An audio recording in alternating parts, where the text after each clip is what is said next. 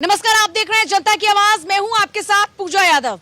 देखिए, आज एक बड़ा अहम विषय लेकर जनता के बीच में पहुंचे हैं, क्योंकि जनता की आवाज बनने के लिए जनता के विषयों को उठाना भी पड़ेगा और उन्हें इन तमाम मसलों से अवगत भी कराना होगा। इस वक्त एक बड़ा विषय चर्चा में बना हुआ है, वो है धर्मांतरण का विषय। और आज हम गाजियाबाद में हैं, क्योंकि ये गाजियाबाद से मामला सामने आता है, जहां पर गेमिंग ऐप के जरिए युवाओं को फोकस किया जा रहा है। खासतौर पर जो 16 साल के युवा होते हैं, किशोर अवस्था में होते हैं, उनको टारगेट किया जा रहा है। गेम में उनके साथ गेम किया जा रहा है, उन्हें कुरान की आयतें पढ़ने के लिए मजबूर किया जाता है। गेम में आगे बढ़ना है, लेवल पार करना है, तो आपको कुरान की आयत पढ़नी होगी। गाजियाबाद के ही कवि नगर से मामला सामने आता है, जहां पर परिवार को जब इस बारे में पता लगता है कि जो बेटा बार बार जिम कहकर जा रहा है, वो अब 5 बार की नमाज अदा करने लगा है, उसके बाद खुलासा होता है कि इसके तार महाराष्ट्र जुड़े हुए हैं। हालांकि गिरफ्तारी उन आरोपियों की हो चुकी है और उनसे पूछताछ लगातार चल रही है, लेकिन बड़ा सवाल यह है कि ये कितना बड़ा नेक्सस काम कर रहा है। आखिरकार लव जिहाद के बाद में अब यूं इन किशोरावस्था में युवाओं को फोकस करने के पीछे क्या कोई बड़ा एजेंडा छिपा हुआ है? आपने ये पूरा मामला देखा और सुना, ये कितना बड़ा एजेंडा आपको लगता है? क्या वाकई इसके पीछे कोई बड़ी साजिश है? ये कोई साजिश नहीं है। ये इस्लाम के 1500 साल का इतिहास का सच है। जब से इस्लाम है, जब से धर्मांतरण है, ये कोई नई बात नहीं है। 1000 साल पहले भी हिंदुस्तान में दुनिया भर में होता था, 100 साल पहले भी होता था, 200 साल पहले भी होता था। जब इस्लाम में ये पढ़ाया जाता है, समझाया जाता है कि आप दूसरे का धर्मांतरण करिए, अपने धर्म में लाइए, जब तुम मरोगे और उनकी जन्नत में जाओगे, उनको 72 हूरें मिलेंगी। 72 हूरों का ख्वाब दिखाया जाता है ये मुल्ला मौलवियों द्वारा। आज तक इतिहास में एक उदाहरण नहीं है। इस्लाम के 1500 साल के, क्रिश्चियनिटी के 2000 साल के इतिहास में एक उदाहरण नहीं है जब हिंदुओं ने किसी दूसरे का धर्म परिवर्तन करके उनको हिंदू बनाने की कोशिश की हो। बिल्कुल भी नहीं है। हाँ, हमारे यहाँ कहा जाता है कर्वंतो विश्व आर्यम, यानी विश्व को आर्य बनाओ, माने विश्व को श्रेष्ठ बनाओ। हम श्रेष्ठ बनाने की कल्पना करते हैं और मुझे हिंदू नहीं बनाते। हिंदू तो जन्म से पैदा होता है, यही उनका खेल है। इसी के आधार पर सारे संसार में, चाहे वो पैसे से, चाहे वो तलवार के बल पे, चाहे वो स्त्री के बल पे, चाहे धोखे से, कैसे भी हो, इस्लाम की संख्या बढ़ाओ, इस्लाम का मजहब बढ़ाओ। और भारतवर्ष जो है उनकी निगाह में दारुल हरम है। दारुल हरम माने जहाँ पर मुसलमान अल्पसंख्या में हैं और बाकी दूसरे बहुसंख्या में हैं, उसको दारुल इस्लाम बनाना। भारत को वो दारुल इस्लाम बनाना चाहते हैं और ये 1000 साल में नहीं हो पाया। स्पेन, ऐसे ऐसे देश है जो 10 साल, 15 साल, 20 साल में पूरा इस्लामीकरण हो गया, लेकिन भारत का 1500 साल में भारत का पूरा इस्लामीकरण नहीं हुआ और अब तक बिल्कुल नहीं होने देंगे। अब हिंदू जाग उठा है, अब हम इनको चैन से नहीं बैठने देंगे। अगर ये धर्मांतरण करेंगे तो इनके खिलाफ भी हिंदू खड़ा हो चुका है और हम सब कुछ करेंगे। लेकिन पूरे इस्लाम को तो नहीं कोस सकते ना, कोई धर्म नहीं सिखाता कि आप किसी के साथ बैर भाव रखें। ये सत्य है कि इस्लाम नहीं सिखाता, लेकिन वास्तव में तो देखने को मिलता है कि ये सब हो रहा है। कुछ लोगों का अपना सियासी फायदा है। नहीं, सियासी फायदा है उनका, लेकिन सियासी फायदे में इतना वो कर रहे हैं, धीरे धीरे सियासी में जाके, जैसे यहाँ गाजियाबाद का आपने उल्लेख किया केस का, ये क्या है? ये उसी के लिए है, ये नाबालिग बच्चों को अभी से वो करना, तरह तरह की उन्हें बातें बताना, और उनकी जब कोई बात, तो जनता क्या सोचती है, इसके पीछे कौन हो सकता है? साजिश है इनकी। साजिश है कि धर्मांतरण कराएं, नए नए आयाम इन्होंने खोल रखे हैं अपने लड़कियों के माध्यम से। मैंने तो यहाँ तक सुना है कि लड़कियों को कहा कि तुम हिंदू लड़कों से शादी करिए और बाद में उन्हें प्यार से आपने शादी कर ली, उनको आप धर्मांतरण कराइए। स्वाभाविक है वो करेगा, भाई मेरी पत्नी बन गई है। अपने हिंदू धर्म में लोग बाप पत्नी के ज़्यादा वो रहते हैं। उसके बाद में क्या है, वो धीरे धीरे कहती है अपने माँ को कराइए, अपने बाप को कराइए। ये सब इनकी एक साजिश है, प्राचीन से चली आ रही है। अब इन्होंने ये नए नए फंडे अपने लागू किए हैं कि नए नए फंडे से कैसे ही फंसा जाए। लड़कियों को भी इन्होंने मोटिवेट किया है कि आप भी हिंदू लड़कों को फंसाइए, और इधर मुसलमान लड़कों को भी मोटिवेट किया कि तुम ज़्यादा से ज़्यादा हिंदू लड़कियों का कैसे फंसा सकते हो।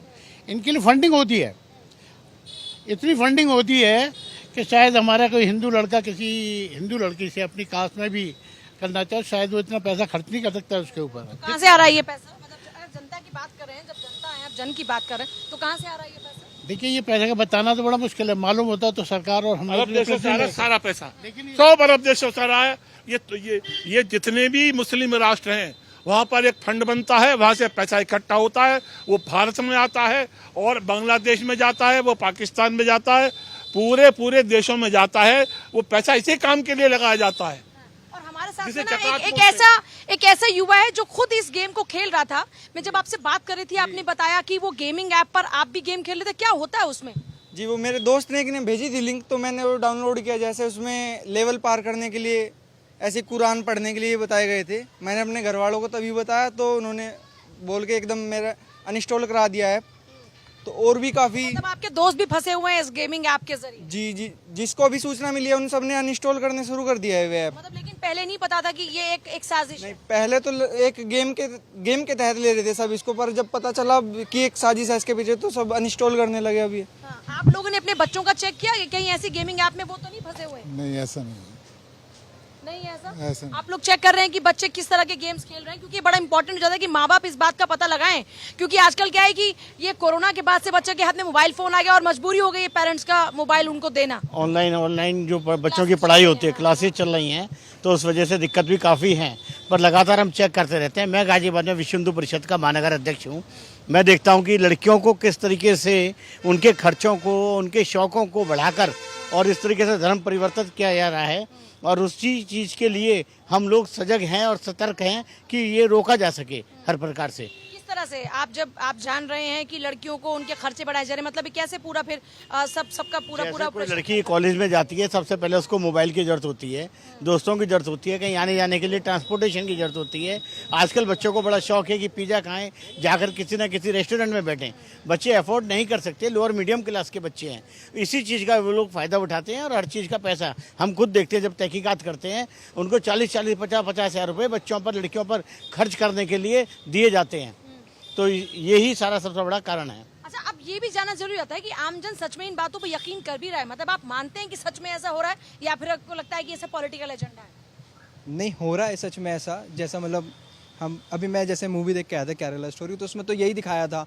और ये मुझे नहीं पता किसी गवर्नमेंट ने इसे बैन कर दी, तो वो बैन करनी नहीं चाहिए। उसको देख के और लोगों को समझ में आता है कि हाँ भाई, जो ये इस तरीके से कन्वर्ट हो रहे हैं वो पीछे उनकी मानसिक स्थिति क्या होती है और वो किस तरीके से कन्वर्ट करते हैं सामने वाले को, वो वही जानते हैं। क्योंकि वो पूरे समझे हुए होते हैं कि किस तरीके से कैसे किस माइंड पे मतलब कहाँ उसे टारगेट करना आपके है। आसपास में कोई ऐसा केस देखा आपने? कोई जाना, कोई सुना, किसी फैमिली ने ऐसा बताया हो? नहीं, मेरे फैमिली में या मेरे आसपास या मेरी दोस्ती में, रिश्तेदारी में ऐसा कोई केस नहीं हुआ अभी तक। युवाओं को भी देखते हैं कि लगातार ऐसे फोकस किया जाता है। आपने जाना युवाओं में कभी किस तरह की बातों का जिक्र? ऐसे कि मेरे बहुत पहले मैंने फैमिली में एक देखा था, तो वो गरीब थे, तो उनको कुछ लाख रुपए दिए थे धन परिवर्तन करवाने के लिए, और एक ऑटो दिया था चलाने के लिए, तो वो मुस्लिम कन्वर्ट हो गए थे। तो फिर उसके बाद तो उनकी फैमिली का कुछ पता नहीं चला कि कहाँ गए, बट वो घर वर बेच के चले गए थे वहाँ से। क्योंकि फिर थोड़ा ऐसा हो गया था कि हिंदुओं के बीच में आपने परिवर्तन करवा लिया, तो उस टाइप की थिंकिंग सी हो गई थी।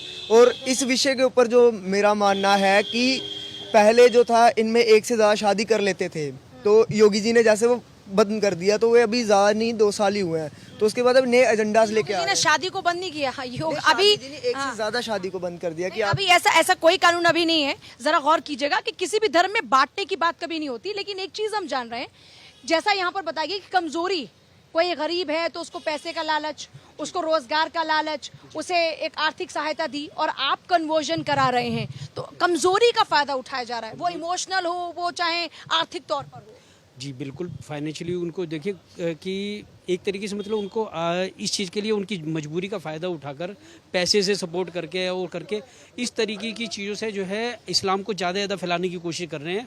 और गरीब तबके का क्या, अच्छे बच्चे, परिवार के बच्चों का जिस तरीके से चाहे बाई हुक हो, चाहे बुक हो, किसी भी तरीके से मतलब उनको कन्वर्ट करना है, इस्लाम के अंदर लाना है। ये इनका इस्लाम का ही एजेंडा है। आप जाकिर नाइक की देख लीजिए, कितनी वीडियो देख लीजिए जो यूट्यूब के ऊपर भरी हुई है। अब हिंदुस्तान ने बैन कर दिया तो मलेशिया ने भी आगे जाके बैन किया है कि उनकी। जाकिर नाइक पर ज्यादा लोगों को यहाँ पर ऑब्जेक्शन क्यों नहीं होता? मैं आज भी डिबेट जब कर रही थी तो हमारे साथ में एक स्कॉलर थे, मुस्लिम स्कॉलर, जो कि जाकिर नाइक पर खुलकर विरोध में बोलने को तैयार नहीं। जो देश का दुश्मन वो सबका दुश्मन है ना। बिल्कुल, यही बात मैं कहना चाह रहा हूँ। देखिए, इस्लाम के अंदर जैसे भाई साहब ने ये बात कही, ये इस्लाम के अंदर ये सबसे बड़ी कमी है कि अगर कोई गलत कर रहा है तो ये सब लोग साइलेंट हो जाते हैं। उसके ऊपर उसका कभी भी खुल के कभी, चाहे मुल्ला हो, मौलवी हो, कोई भी इस्लाम का कोई भी पढ़ा लिखा भी अच्छा भी कोई भी होगा तो वो कभी भी उसका विरोध नहीं करता है। और ये डायरेक्ट इनडायरेक्ट वे में जो है हिंदू कम्युनिटी को, अदर क्रिश्चियनिटी को, किसी को भी, हर तबके को जो है कन्वर्ट करके इनको मुसलमान बनाने की कोशिश करते हैं। आज की तारीख में ऑल ओवर वर्ल्ड के अंदर 57 कंट्रीज है मुस्लिम कंट्री। आप ये देखिए कि जब भी कोई भी शरणार्थी होता है तो मुस्लिम कंट्री वाले उसको क्यों नहीं लेते, दूसरी कंट्री में जाते हैं, वहाँ जनरेशन बढ़ाते हैं और धीरे धीरे करके उसके ऊपर कब्जा करते हैं। बेल्जियम के अंदर देख लीजिए, आज ये वहाँ पर मेजोरिटी में आ गए, तो बेल्जियम के अंदर खुलेआम मतलब ये कहते हैं कि शरिया का कानून लागू होना चाहिए। तो ये सब चीज़ें क्या है, ये सब पूरी कॉन्स्पिरेसी है जो कि धीरे धीरे करके इसको कन्वर्ट करते जा रहे हैं ये चीज़। मतलब ये हुआ कि युवाओं की जो इमोशनल कमजोरी है, आर्थिक कमजोरी है, युवाओं की जो बेरोजगारी है, ये सब एक बड़ा विषय बनाए जा रहे हैं। क्या आपके संपर्क में कोई ऐसा है जिसको इस तरीके से इन्फ्लुएंस करने की कोशिश की गई? हमारे संपर्क में तो फिलहाल कभी कुछ है नहीं। लेकिन ये जो भी बच्चों को फोकस करना, महिलाओं को लव जिहाद के जरिए फंसाना, उनका धर्मांतरण कराना, इस पर एक युवा क्या सोचता है? तो बिल्कुल बेकार है ये चीज़, तो बिल्कुल नहीं करनी चाहिए ये चीज़। तो ये तो इनका जो मानसिक संतुलन है ये सबसे बेकार है। अच्छा, एक और चीज मैं एक युवा होने के नाते आपसे जानना चाह रही हूँ। हम एक चीज देखते हैं, जैसे मैंने जिक्र किया जाकिर नाइक का। जाकिर नाइक देश के लिए भगौड़ा है, देश का एक अपराधी है, दुश्मन है। उसी जाकिर नाइक की हम देख रहे हैं कि वीडियोस दिखाकर लोगों को इन्फ्लुएंस किया जा रहा है, मतलब थर्ड लेवल पर आकर जाकिर नाइक की वीडियो दिखाई जाती है। फिर जाकिर नाइक पर खुलकर ये लोग बोलने को तैयार क्यों? जो चीज़ गलत है वो चीज़ गलत है, भगोड़ा तो फिर कोई बोल नहीं सकता। मैंने एक सवाल पूछा कि इस्लाम को कुछ लोग बदनाम कर रहे हैं, जो ऐसी हरकतें लोग कर रहे हैं उनके कारण से इस्लाम बदनाम हो रहा है। तो आप अगर गलत को गलत कहेंगे तो पूरी बात इस्लाम पर नहीं आएगी, लेकिन कुछ चुनिंदा लोग अपने फायदे के लिए, क्योंकि गलत को गलत नहीं कहते, इसलिए आप पूरी कौम को बदनाम कराते हैं। बिल्कुल सही बात है ये, है ना? बिल्कुल सही बात है। लेकिन ये जो बेटियों को और युवाओं को जो किशोरावस्था में, उनको सबसे ज्यादा फोकस किया जा रहा है, उनको सबसे ज्यादा इन्फ्लुएंस किया जा रहा है, क्यों ऐसा हो रहा है? वो ही जल्दी कन्वर्ट हो जाते हैं, उनमें आसान, जैसे हम कहते हैं कि इजी टारगेट। हाँ जी बिल्कुल। तो ऐसा क्यों है कि किशोरावस्था और की लड़कियों को, खासतौर पे हिंदू लड़कियों को टारगेट करना इजी है? वो क्यों है इजी टारगेट? मैच्योरिटी नहीं है शायद मेरे ख्याल से। और ये जिम्मेदारी किसकी है? पेरेंट्स की। तो मतलब कुल मिलाकर बात वही आ जाती है कि पेरेंट्स की जिम्मेदारी बहुत ज्यादा बढ़ जाती है। जी जी, हो ये गया है। मैकाले की शिक्षा के प्रभाव के कारण से हमारे विद्यालयों में भी संस्कार खत्म हो गए हैं और घरों में भी संस्कार खत्म हो गए हैं। माता पिता के पास थोड़ी सी संपत्ति आती है, वो बच्चों के हाथ में मोबाइल थमा देते हैं।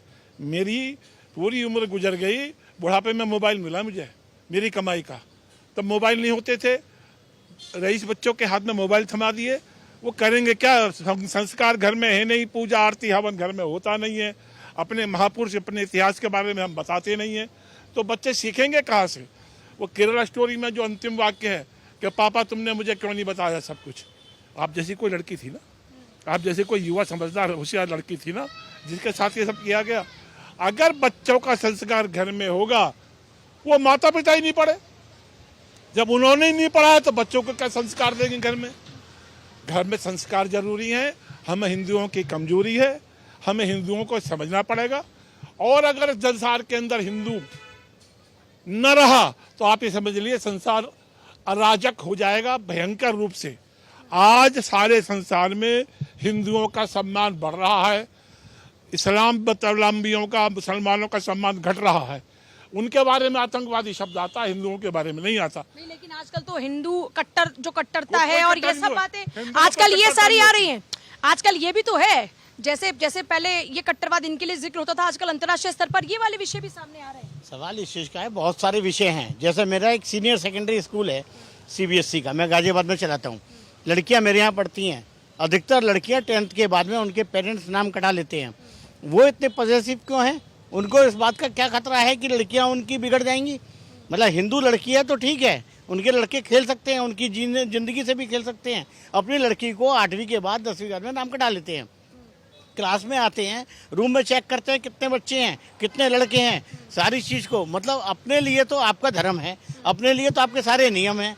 हिंदुओं के लिए कोई नियम नहीं है, हिंदू बेटियों के लिए कोई नियम नहीं है। लड़के बाहर सड़क पर बाहर निकलते, उनकी असुरक्षा के कारण हो रहा है। ये खुद अपने आप में इनसिक्योरिटी है। जब अगर आप खुद गलत होंगे तो आपको सारे गलत दिखाई देंगे, अगर आप अच्छे होंगे तो आपको सारे अच्छे दिखाई देंगे। हमेशा से ये नियम है। ये आपको मुंब्रा का एक पोस्टर याद होगा, मुंबई के मुंब्रा में एक पोस्टर लगाया गया था और उस पोस्टर में बकायदा जो मुस्लिम महिलाएं हैं उनके लिए कुछ नियम कायदे कानून तय किए गए थे, जिनमें एक नियम यह भी था कि आप पराए मर्दों में, खास तौर पर आप हिंदू धर्म के लड़कों के साथ में दोस्ती नहीं करेंगे, उनसे बातचीत नहीं करेंगे। फिर जब हमने चर्चा की तो वहां पर जो मुस्लिम स्कॉलर बैठते हैं वो ये कहते हैं कि पराए मर्दों के साथ में दोस्ती करना ये हमारे इस्लाम में गुनाह है। तो आप पराए मर्द की बात कीजिए, आप एक कौम की बात क्यों करते हैं? अभी नहीं, बिल्कुल सही बात है। मैंने गाजियाबाद में एक केस अभी पिछले हफ्ते हुआ है, एक लड़की की मित्रता हिंदू लड़के से हो गई, उसको 20 लड़कों ने मिलकर इतना बुरी तरीके से मारा है और वो अभी भी हम लोग उसमें लगे हुए हैं,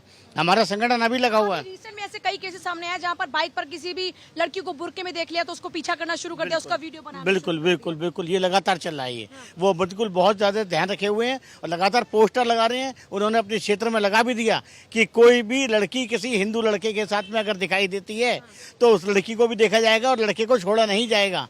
ये दहशत फैलाया है। तो क्या ये सेक्युलरिज्म के नाम पर सिर्फ हिंदुओं को दबाने की साजिश है क्या? पूरी साजिश है ये। और अभी इंदौर में ही उन्होंने बोर्ड लगाए इस्लाम में मुसलमान लड़कों ने कि जो भी लड़की मुसलमान के हिंदू के साथ दिखाएगी। अभी आपका क्वेश्चन था बराबर में कि पराए मर्द कौन, उनके यहाँ पराए मर्द कौन? उनका तो भाई से भी हो जाएगा, चाचा से भी हो जाएगा, मौसा से भी हो जाएगा, उनके तो भैया से भी हो जाएगी शादी। तो उनके लिए तो कोई पराया मर्द नहीं है। बचा कौन? हिंदू कौम बची। तो उनके लिए तो हिंदू पराया मर्द है। पराया मर्द सारा पराया मर्द हुआ ना। फिर तो आपके जो खुद के भाई बहन है उसके अलावा तो बाकी सब पराया मर्द हुआ ना। हमारे धर्म में या इस्लाम में? इस्लाम की बात है। इस्लाम में तो उनके सब लोग अपने हैं ना, वो तो किसी से भी शादी कर लेंगे, चाचा से भी कर लेंगे, भांजे से भी कर लेंगे, भाई से भी कर लेंगे, फूफा से भी कर लेंगे, मौसा से भी कर लेंगे। इस्लाम उनके धर्म लिए का तो इस्लाम शायद में मुझे कोई लगता है यहाँ पर कोई पराया है मर्द नहीं। कोई अगर इस्लाम धर्म से है तो ज्यादा से प्रकाश डाल सकता है, क्योंकि अब किसी और धर्म के बारे में हम इतनी डीपली नॉलेज नहीं रखते हैं, तो इसीलिए मैं तो उस पर कुछ नहीं कह पाऊंगी और ज्यादा जानकारी मुझे इस बारे में भी नहीं है कि वहां पर क्या वाकई ऐसा है। लेकिन आप ऐसे आरोप लगा रहे हैं। आरोप नहीं है, ये सत्यता है। आप महबूबा मुफ्ती को देखिए, उसका पति कौन है? चाचा है। उसका चाचा उसका पति है। और यदि आप इन सब चीजों में जाएंगे तो आपको देखने को मिलेगा कि उनके घर में आपस में बहुत सारी चीजें हैं। और एक बहुत फेमस हीरोइन है, मैं यहाँ पर नाम नहीं लेना चाहता, इतना पर्सनल होने की जरूरत नहीं है। बात यह है कि हम ये बात करते हैं कि गलत बात है, उस गलत के खिलाफ में जो आवाज बुलंद करेगा वही सच्चा कोई भी धर्म को मानने वाला होगा। नहीं, धर्म को आवाज बुलंद करें, हमें कोई दिक्कत नहीं है, हम भी अपनी करते वो करें। नहीं, मैं कह रही हूँ गलत को जो गलत कहने की ताकत रखता है, जो सही गलत में फर्क करना जानता है। असली धर्म तो हमें यही सिखाता है ना। नहीं, हम तो गलत और सही की बात ही नहीं कर रहे। हम तो कर रहे हैं हमारा सनातन धर्म अच्छा है, लेकिन हम उनके मुस्लिम धर्म का विरोध भी नहीं कर रहे। लेकिन जब मुस्लिम समुदाय के लोग सनातन धर्म का विरोध करते हैं, इस तरह की एक्टिविटी करेंगे, तो हम लोगों को विरोध करना आवश्यक है और हमें करना चाहिए और करते हैं। ये सनातनियों का कैसा विरोध होगा, मतलब किस तरीके से विरोध करने की तैयारी की है? विरोध के कई तरीके हैं। हम अपनी सकारात्मक सोच रखें, अपने बच्चों को ठीक से संस्कार दें, उनको बताएं कि हमारा सनातन धर्म कितना ताकत। हमारे बच्चों की जड़ें कमजोर हैं। जड़ें कमजोर हैं, सत्य है। इसके लिए मैं एक चीज़ कहना चाहूँगा, इसमें कहीं ना कहीं कांग्रेस का भी काफ़ी हो रहा, जो कि हम लोगों की एजुकेशन के अंदर उन्होंने धारा 30 और धारा 30A लगा दी। धारा 30A के हिसाब से वो जो है इस्लाम की शिक्षा दे सकते हैं, बाइबल पढ़ा सकते हैं, लेकिन धारा 30A में हिंदू अपने जो है गीता का, महाभारत का, रामायण का, इनका जो है अपने स्कूलों के अंदर, उसमें एजुकेशन के अंदर कोई भी शिक्षा नहीं दे सकता। अब मेरी तो यही मोदी जी से गुजारिश। शिक्षा में तो कोई कुरान भी नहीं पढ़ा था ना। स्कूल की शिक्षा में तो जो हमारी शिक्षा पद्धति है उसी को फॉलो किया जाता है। मदरसों में खुले, लेकिन वो अलग से मदरसे चलाए जा रहे हैं ना। वो स्पेशली मदरसे ही आतंकवाद की भी जड़ है, धर्म को परिवर्तन कराने की जड़ है, सब चीज़ों की अधिकतर मदरसों के अंदर ही है। जैसे भाई साहब ने ये बात कही कि जो है कि इसके ऊपर सिविल कोड लाना चाहिए और इनको मदरसों को जल्दी से जल्दी इनके ऊपर एक्शन लेना चाहिए। तो मदरसों को हाईटेक करने के नाम पर कहीं पर ऐसा कोई एजेंडा चल नहीं रहा। उत्तर प्रदेश में तो खास तौर पर इसके लिए बकायदा अभी देखा गया ना पूरा। आप कई चीज़ों में देखेंगे, देखिए कि उनको फाइनेंसिंग जो होती है वो 90, अभी उस दिन पीछे भी अभी एक डिबेट हो रही थी, उसके अंदर भी एक मोमडन लड़का था, वो खुलेआम उस चीज़ को एक्सेप्ट करने के लिए राजी नहीं। वो कहता है कि उस बच्चे को, 17 साल का जो बच्चा, उसका ब्रेन वॉश करके उसको जो मस्जिद में लाके हमने कोई जंजीरों से नहीं बांध रखा था, ये तो उसके माँ बाप की गलती है, ये उसकी बच्चे की गलती है। नहीं तो वो खुलकर कहते हैं ना, कोई हमारा ब्रेन वॉश करके दिखाए। अगर यहाँ पर लोगों का ब्रेन वॉश कर पा रहे हैं तो ये तो हमारी खुद की कमजोरी हो गई ना। हम लोगों में को ये नहीं सिखाया जाता ना कि ब्रेन वॉश किया जाए। हमारे हिंदू धर्म में सिखाया नहीं जाता कि दूसरे का ब्रेन वॉश किया जाए, दूसरे को अपने धर्म में लाया जाए। तो हमारी गलती कुछ नहीं है। लेकिन ये उनके ब्रेन वॉश कर पा रहा तो ये किसकी कमी है? ये देखिए, हम इस बात को कह रहे हैं, ये हमारी कमजोरी है, गलती नहीं है, कमजोरी है कि हम लोग अपने बच्चों के लिए उसके लिए थोड़ा टाइम नहीं निकाल पाते। मैं सभी पेरेंट्स से देखिए यही रिक्वेस्ट करना चाहूँगा, अपने बच्चों पर ध्यान दें, उनका फोकस करें, अपने धर्म की जानकारी दें, लेकिन उसके साथ साथ अपने धर्म की इतनी जानकारी जरूर होनी चाहिए और इन जैसे माइंड चेंज करने वालों को, ब्रेन वॉश करने वालों लोगों से सावधान रहें, ताकि आगे वो बच्चे जो है कन्वर्ट होकर दूसरे उसमें धर्म में ना जा पाएं। मॉडर्न हमारे यहाँ मॉडर्न भी है। अब जैसे बहुत तेजी से वेस्टर्नाइजेशन हो रहा है, बच्चे लड़के लड़कियां बाहर निकल रहे हैं, कॉलेज में जा रहे हैं, उतना कंट्रोल हम लोगों के यहाँ नहीं है अभी भी। ये बात हमें माननी पड़ेगी। अगर बच्चों को हम ये चाहते हैं कि तरक्की करें तो उनको बाहर छोड़ेंगे तो कहीं ना कहीं वो ऐसे जाल में जरूर फंस सकते हैं। आवाज में जनता का ये कहना है कि जहां पर जड़ें कमजोर हैं वहां पर उन जड़ों को मजबूत करने की जरूरत है। ये जो ब्रेन वॉश जैसी चीजें हैं सिर्फ कानून से नहीं निपटाई जा सकती, बल्कि इसके लिए हमें भी खुद अपने घरों में अपने बच्चों पर मेहनत करनी होगी, उन्हें अच्छे संस्कार देने होंगे। जनता की आवाज में इतना ही, लेकिन तमाम खबरों के लिए आप देखते रहिए भारत 24। नमस्कार।